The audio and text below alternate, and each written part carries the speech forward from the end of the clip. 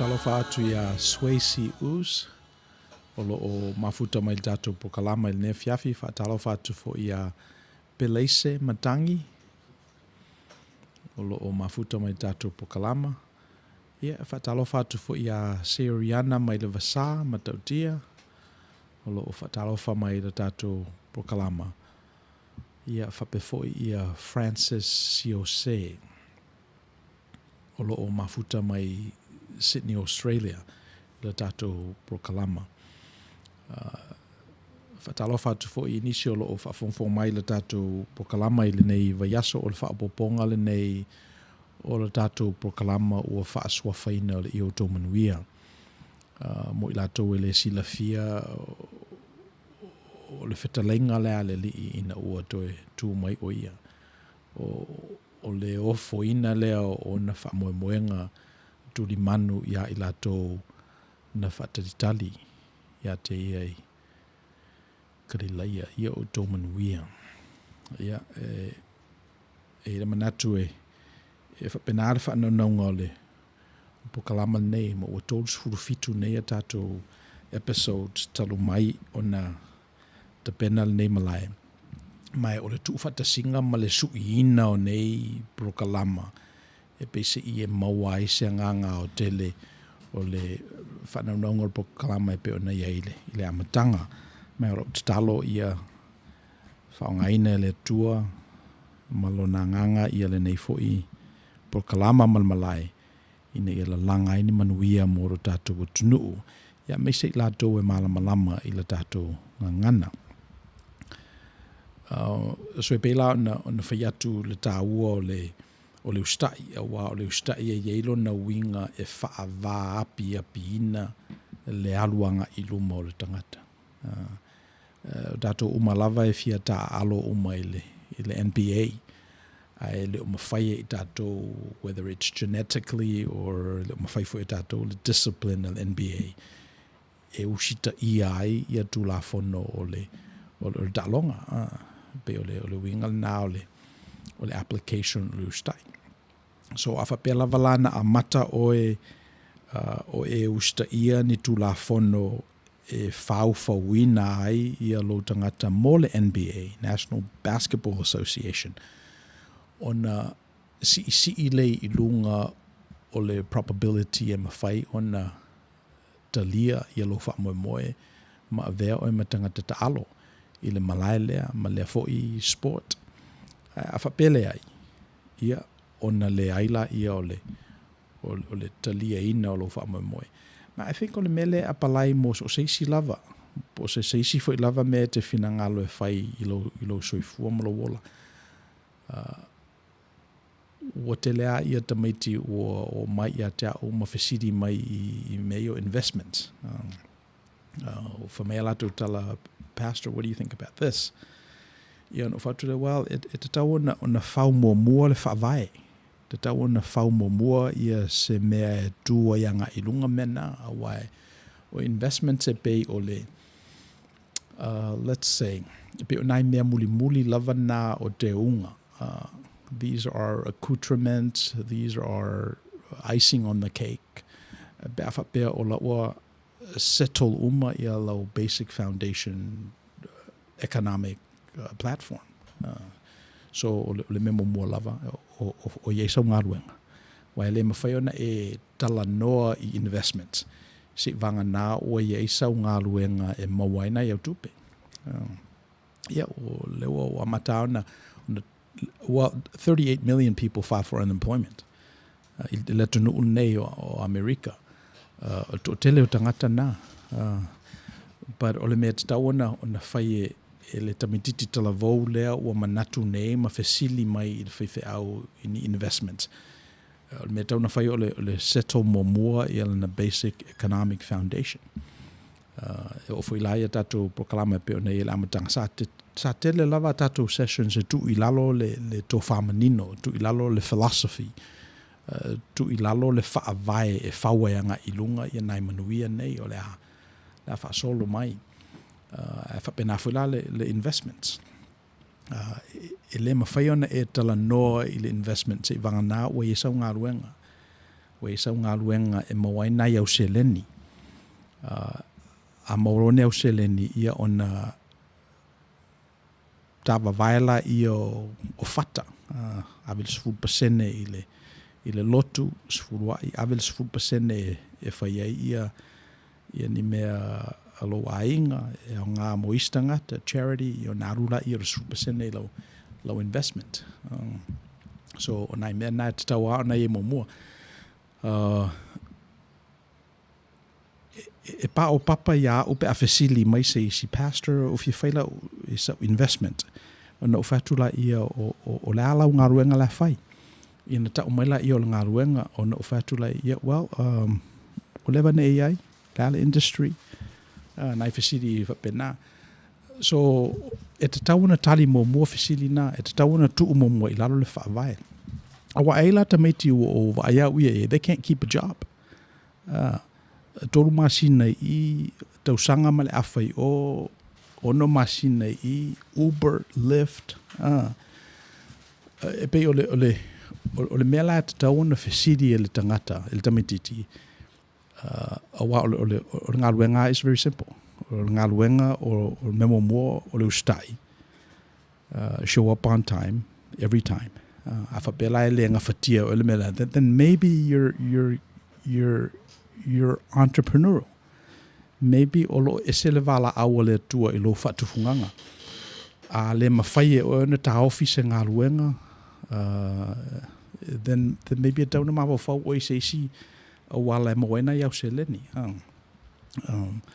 So o le mea mua nai whai, o te tala noa I le investment, se whanga nā o mausau ngā ruenga. A whapea whaila e manino ia oe, po le ale tu ai ngā personality e wai ista meiti e musu te lea e whaatonu atu. Ona sama manu whapea nā I la tō e o la tō mātua a o la iti. And that can go either way because the parents were more restrictive, so they ended up being docile, or they were so restrictive that they ended up going the other way. So se mea lava e land ai le tamaititi e pale whengai ma le au mainga e ia e ona mātua i au le ititi i on mafu angana le oi nei e ia le taimi i le olanga ma le soifua o le talavo where e isi me taua nei lo le ustai le ntatu tala noa nei i le ustai ai mana ia le ustai a mata ai a mata lo ona whapu mo oina ia mea te nau iai ona ia te oe lea o le isia nganga e fesoswani ia oe ina ia e a ngaia le manuia o le tua o lo ia oe so o le mea lau o whamtala ina il tala na ona e whapenale le winga o le platform le nei sa umi lava ma li lifa la tātou alu i le kanona manatu Outou, manatu whaavae, le maatuli manu, ia Outou Manuia sau mai le tua.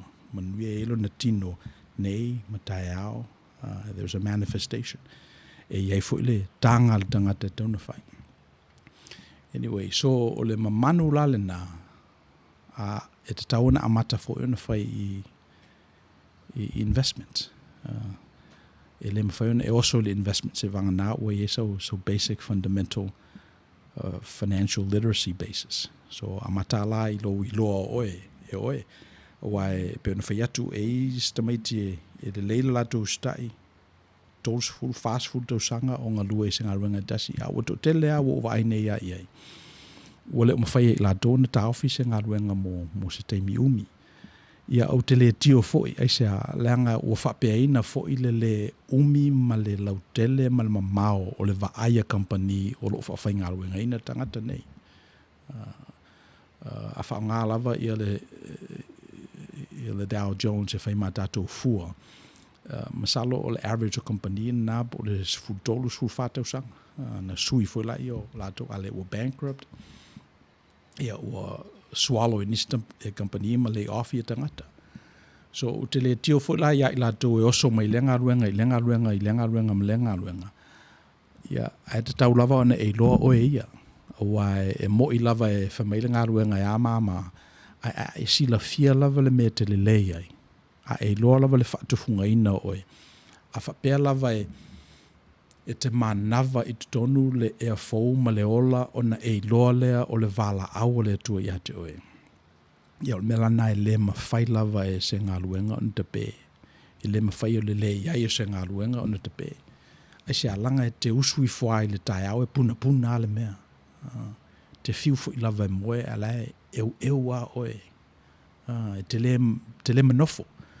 Leanga o le la au le tua i lo tangata o le whaatufunga ina le tua o se wala tua ma lo tali whaitau i le wala au le tua i ate oe na e mawai lo malosi so o le manatu la o le Outou Manuia a mata i le tau puna le na o na tuu i lalo le whaavae e whaua i lunga isi mea so o taua le ia sa ngā ruenga a maurora ngā ruenga e taua le sefe o tupe don't live beyond your means. O le sina tula fono ka nona o tupe. O le mafuanga e leini tupe. O na e umana spend. So afa pero la mo tupe. Ia na vai ese la i o se vaenga. O wane ngalo le sifurua ia le tua. Le sina mea atonu e mawhaiona whapea. Well, pastor langa e pe o le tō vasenga le benefiti de me lea. Le mena le te whai atu ai. Tu sa whai ape se mea o te ngalue ai. E ta ua lava le ave o le inati o le tua. E le mo le tua la le mena na e mo oe. Ina ia whamanatu i ate oe. O me uma e te maua. E ia ia le vaenga le tua. A ia la le teimi e ngalo ia o le mena na. Ia o lo te whātu e lei ule leilo o langa. E lei ule leilo o langa. A tango e tosi le amatanga o le sifuruai. A tango e tosi le amatanga o le melea o le ofo i nātu o tupe monisi. A tango e tosi le compassionate ona e loa la ia, o le mea le nā le atua, o le mea na whaia le atua, o le mea o lo whaia le atua, I taimi uma. Taruaila ona e eile winga atua o lo I tonu ia tato, because we have this glimmer of divinity that's in us, we can't help but be compassionate. And you can feel it. You can feel it when you're compassionate. Because e su o wivi, e maua lo maloshi, e maloshi lo mauli. Your core becomes strong. You have this thing in you, this treasure. When you commit to compassion, when you manifest compassion, when you act out love, so ona ingalo le melna, ona ingalo sfuruai. Po felava le e kalesia o lo engalue ai. Ave se tupe o. Ia fafango mai fa manatu ia te oe, o le mele ia te oe, le mea umale, le iwa se 40% le ia te oe. Le mai ia oe. E mai le tua. Ia, e pei o le manatu le nā I le mele nā le finances. Ale leilo la o elo toshi nini ina o le finances. Don't lava whether it's your weight, your physical appearance, whether it's your educational aspirations, whether it's your political career, your relationship with your spouse, your relationship with your kids, how you relate to the world. O le mea dasi. It's the same template. Ale aise anga lelei, anga lofa, o foina atu. Ia, o te loe leo ato toa, ia, ona e ola o leo langa nei. Okay. O le vaiaso la la o mwai tatu tala noa ai I le nā. Whaafeona e loa alofa, ustai. Ai ustai loa, ona whaao popo la I o isi me ia te oe. Ona whaao popo la I o isi me ia te oe. A tele lo fo ila ia o mea, ia o le ngalo le tua. Pe o mea nana maua mai le aso o mawai. O le vaiaso la le nei. Pe ina whaao wau ia le tala le nā. Ioane sfurfitu. Wheupo momoe o le sfurtasi. O le tala e whapea ua lata ina uma. Ia le soifua o le li. Ua leo toe mamaoni na yaso o na aru lea I le sātauro e maliu ai. Ia o na whailola ia o lan tatalo le nā e mana tuaina pe le kalesia I lon tamā. Ina ia tasi I lato. E peo I tā ua o na tasi.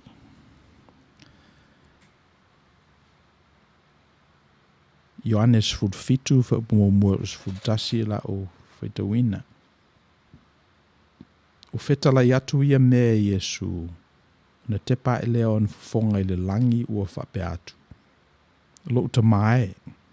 Wo o mai le aso. Tu mai ale mamalu I lo watali. Ina ia tu uatu foi e lo watali le mamalu I ate oe. Wa we foa I mai I ate ia le pule I tangata umalava. Na ia vatu e ia leo la whaavavau I ate I lato umalava na e foa ina mai I ate ia. Ole o toi tele ni teimi o tutoe. Ese le tele o mata upu. E te tau o na tuwele li I ona tangata o lo o alo lofa I ate ia ma muli ta ia na polo inga. A ole I tatalo la le li I le tatalo lea. Sa ia fesidi I lona tama, maungani I lona tama, matalo sanga I lona tama. E tu mai I ate ia le mamalu. Tu mai I ate ia, give me the glory. E o le si leo winga o le tangata a tatou whamaoni a e tosi o tatou langona. E se alo tatou fia mamalu. E se alo tatou fia malolosi. E se alo tatou fia tau taua ina. O le winga leo tatou. A tatou iaifu I se potpotonga a e le afe mai se tala noanga I so manatu po o so fina ngalo. Ia e te langona lava le atoto. a umi fo'i o sopoloa se talanoanga ai le afe mai po le aso fina ngalo. Ia e talangona lava pese i se mea o tupu. So, e fia mamalu le tangata. E fia tāua le tangata. You want to be special. You want to be made special. So, ua latala ina maliu le li'i, whamaila na tala le li'i, lo ta mai tu maya i a te au le mamalu. Give me the glory. But then he said, for this reason. So, lisi le me tauna ona, ai me se ale Instagram age le nei, e se le fia look pretty o tangata. E se le fia mamalu o tangata.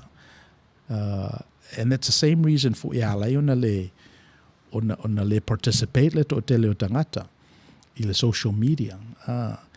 Ina te iwali ali le winga tu maule o tangata o le fia mamalu o le fia whaataua ina o lona tangata.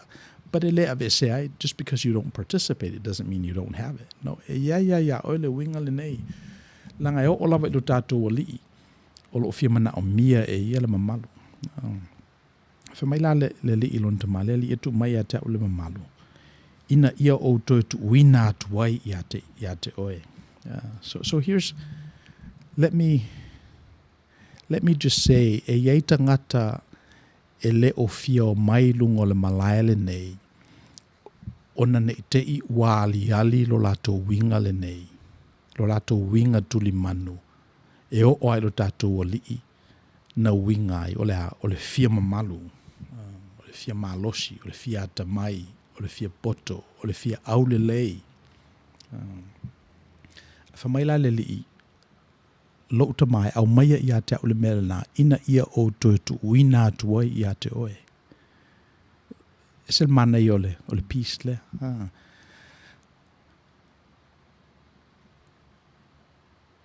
E iai le mafuanga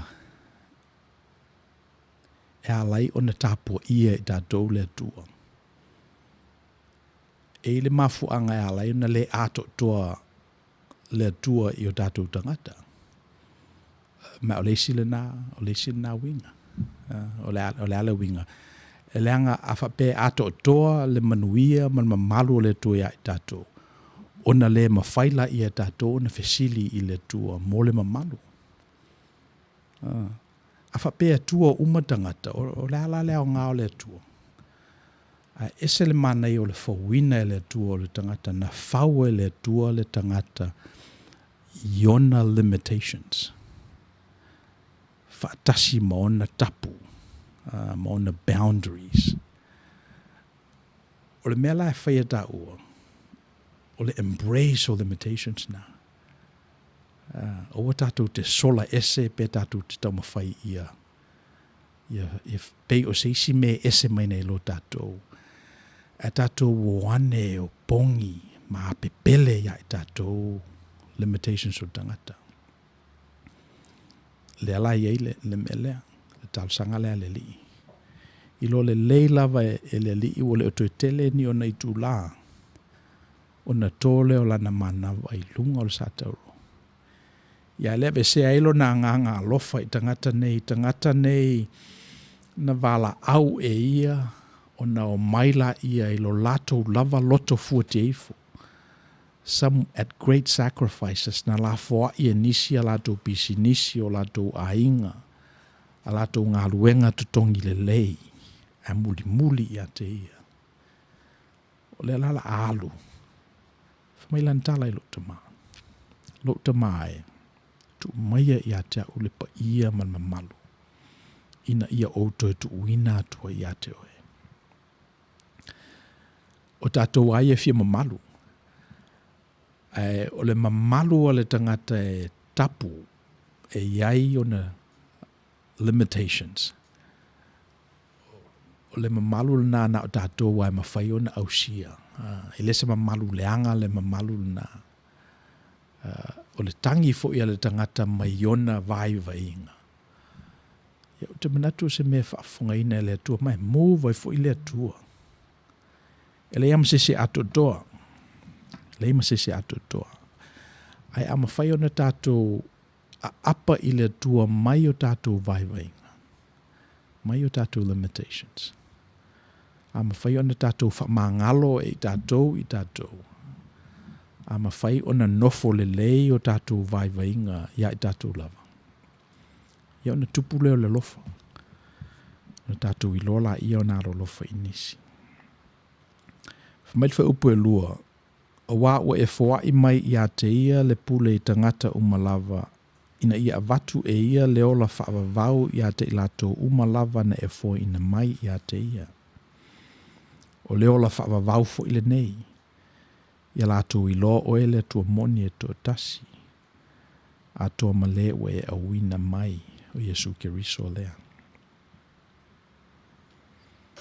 Fina ngalo le li e maua i tātou le ola whaavavau. Ia.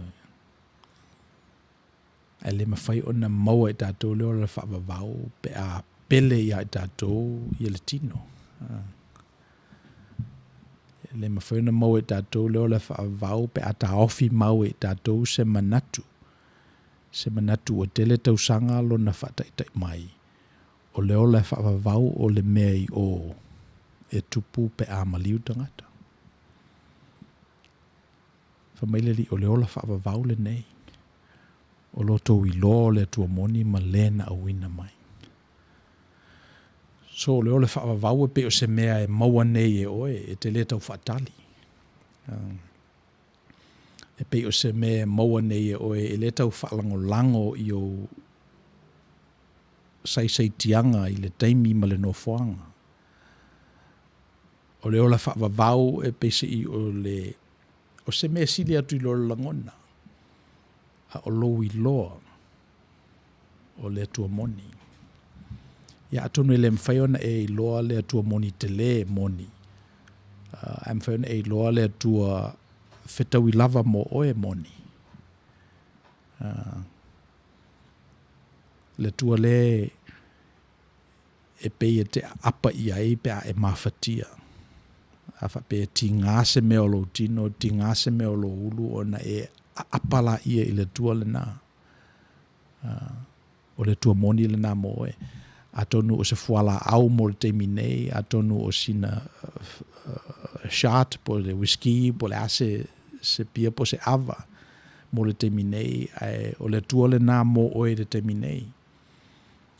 A pe o le vala au o le ia i loe o le tua moni. Le tua moni atu na i lo le tua le nā e te tāpua i ai. Me whapele wingo o le mele e te tawa o na tupu pea, lava pea, lava pea, lava pea. E ilo na winga e fau mai i lea taimi ma lea taimi. Whapea na fau le o kisene e tātou mana waina i le aso. Ia whapea na fau na fau mai le whaali o le tua ia i tātou. Ia la break tātou le taimi nei la tātou le pese lea la IT. Ia ona whaawau leo tātou tanuanga i le si tu.